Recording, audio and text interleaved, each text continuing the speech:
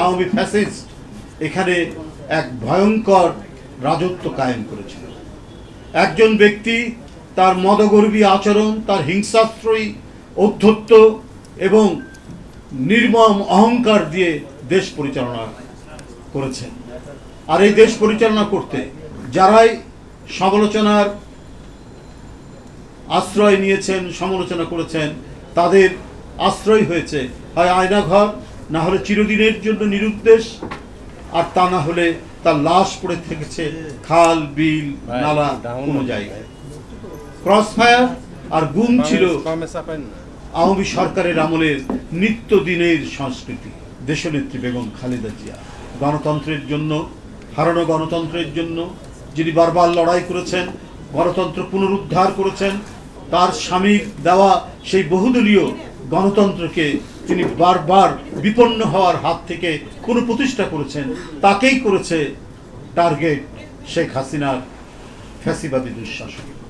তারা এবং তাদের প্রভুরা এদেশ থেকে জাতীয়তাবাদী শক্তির শিকড় সহ উপড়ে ফেলার এক গভীর চক্রান্তের মধ্যে নিপতিত করেছিল এই দেশকে।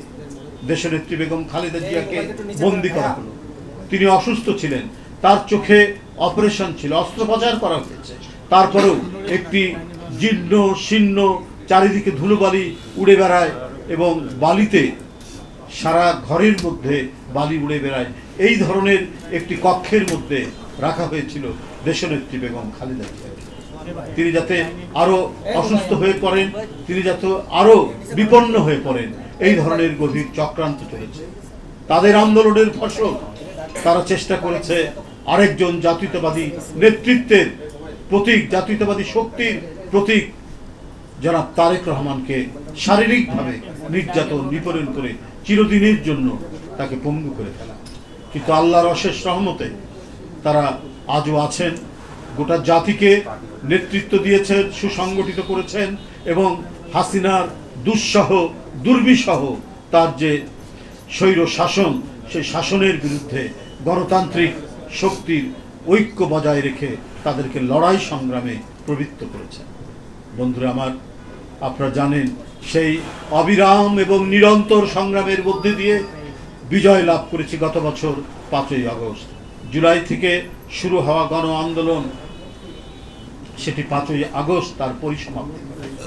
সেই নিষ্ঠুর ফ্যাসিবাদ পতন ঘটে, সে পালিয়ে যেতে বাধ্য হয়, কিন্তু তার রক্ত পিপাসু, তার যে চৈতন্য, তার রক্ত পিপাসু, তার আকাঙ্ক্ষায় কত তরুণ তরুণীর জীবন চলে গেছে, কত শিশুর জীবন চলে গেছে, কত রিক্সা শ্রমিক এবং শ্রমিকের জীবন কেড়ে নিয়েছে সে। বন্ধুরা জানেন, এই জুলাই থেকে 5ই আগস্ট পর্যন্ত সারা দেশকে সে পরিণত করেছিল এক বদ্ধভূমিতে, যে বদ্ধভূমিতে শেখ হাসিনা তার পেটুয়া বাহিনী, যুবলীগ, ছাত্রলীগ উদ্ধত অস্ত্র উঁচিয়ে গণতন্ত্রকামী মানুষকে নির্মমভাবে রাস্তাঘাটে শহীদ করেছে, হত্যা করেছে, এবং তার আইন শৃঙ্খলা বাহিনী তারাও নির্বিচারে হত্যা করেছে। এই রক্তের পিপাসা শেখ হাসিনার মেটেনি, তারপরেও শেষ দিন পর্যন্ত চেষ্টা করেছে এই ধেয়ে আসা জনতার উত্তাল তরঙ্গকে দমিয়ে দেওয়ার জন্য।